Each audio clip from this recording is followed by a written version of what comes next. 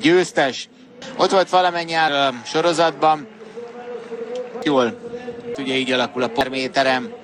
Gondolkodj, hosszú távfutásnában mindig.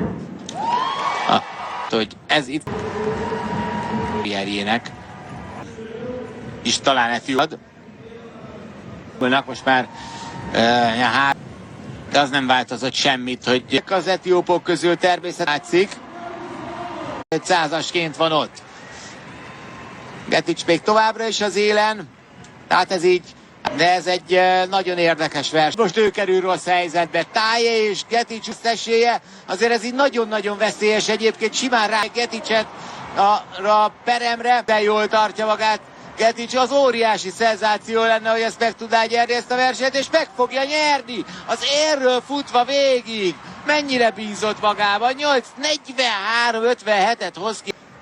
Nagy dolog így.